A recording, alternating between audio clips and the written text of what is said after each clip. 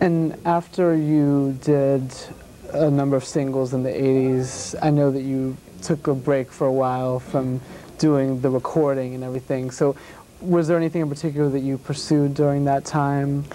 No, well, I was writing, I was still writing, and I just was just kind of being a housewife and a mother. Yeah. Yes. And so, but now I know you're back into doing the whole recording and performing, and you have a new project in the works, and our audience got to hear a little bit of that at the beginning of the show, remake of Don't Leave Me This Way. So how did that whole concept come about? I was doing a background session for artist Wanda D, and my son and myself and another gentleman, we were doing background. And a DJ that knew me back in the days of Electric Lady came in. He happened to come into the session, and he said, "Oh, I know you." And he says, "You know, I didn't know you were still singing. What are you doing?" So as a result, one thing led to another, and I got a deal with him. And who is this guy? This is he used to be with Mac Records. Oh, Mickey Molina. Yes, right. and his name is Mickey. And he's a great producer. And I know you have a star-studded background cast on that record. Oh my God. You got to work with some real pros. Oh my God. We had the idea of putting together a lot of the divas and a lot of the girls that were back in the days with me. Fonda Ray, Carol Douglas, Sharon Brown. It was also Peggy Blue, Allison Hannah Williams, Gardner, Tanny Gardner, myself, and Wanda D. So it was 8 girls doing the background. Wow! And we had we were in our heaven. And I heard you did a little documentary of it too. Yes, of the recording. Yes, we as soon as everybody came through the door, everybody was on film. You got them on there. Yes. Yeah. Yes. So what kinds of material are you working on now? I know you're doing some more material as well. Is there a particular goal with this project to do an album, or is it just kind of we are going to go to do the album, and we're gearing it for, like, you know, over in Holland and England and Germany, and then we want to bring it back in to the United States. But what we're doing is we're doing different tunes. We're going to try a little bit of everything. It's not going to be just all disco. So do you find that Holland and those European markets, since you mentioned those, that it's a particularly good market to start with for dance music? Or from what I understand, it is. When Mickey, you know, brought up the idea of me doing Don't Leave Me This Way, he said that the type of music that they play over there now is like their pop music is like what we were doing back in the days of, like, you know, disco. So that's why, you know, he was very interested in getting me, because he wanted me basically to do the same kind of sounds that I was doing back then. As opposed to having to try to be something. Right, like, because it's such a political industry these days, as far as imaging and what mold you have to fit. So I guess over there, a lot of artists who've been around, you know, are still making it and appreciating it. Definitely. I know Gloria Gaynor works over there a lot. There's a lot of artists that, you know, if they never have another song out, they can work and be over there and work a lot.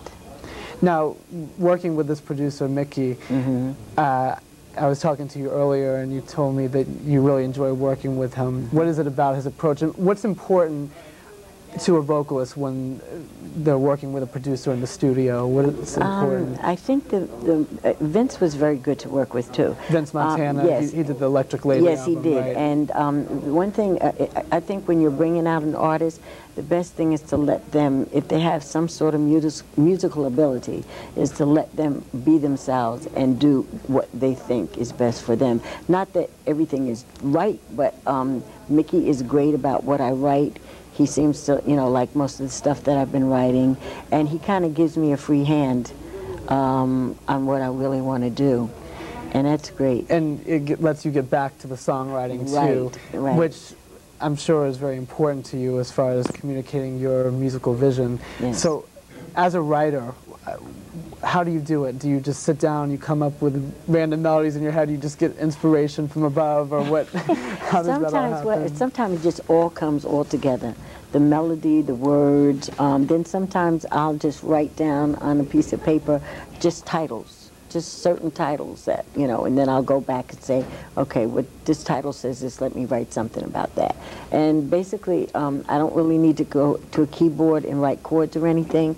It usually just comes just without all of that. It just comes naturally, and then you take it to... Then, well, right now I take it to my son, who is a keyboard player, and he'll listen and he'll put the chords to it. And his name is? Diva Williams, yes. And I know he's pursuing music as well. He's very talented. Yes, in fact, he's did all the tracks, other than Don't Leave Me This Way.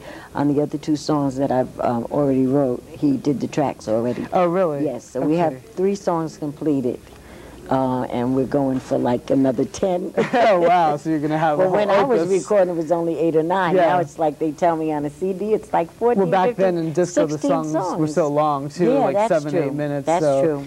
That's true. So I guess that makes a difference. Now, I know one of the songs is actually harkens back to your first album. You were telling me about a song called Electric Lady, which was the title of your first album. Yes, someone asked me, why don't you write a song, the album was called Electric Lady, write a song called Electric Lady, and I did. And that was the last one. We just did that last week and finished it up, put the backgrounds on and everything. Wow, so that's completed, yes. Yeah. So, about what time period would you say for the album? Do you have an estimate? I know you're still recording, but... well, they want 16, like I said, you're going to be holed up. It took me a year to do 8 or 9 songs, so I don't know if it's going to take 2 years or what. I hope not. I hope not. But also recording is so completely different now. From when I recorded, everybody, it was 50 pieces. And so is it simpler now, you'd say? Oh, much... The computers and everything, sequencers. I mean, you go in the track, you can put the track down within an hour or so. So it's just like that. It's like you're finished in a day for one song. Wow. Well, I can't wait to hear the new stuff, and I'm sure the public is going to be eagerly anticipating the return of Cale Williams because it's long overdue.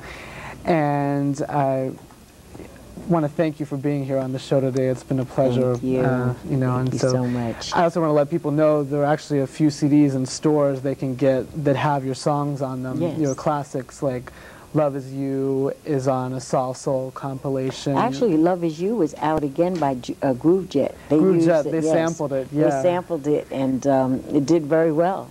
And then also people can get your Reflections of Cale Williams album on CD from Hot Productions. Right.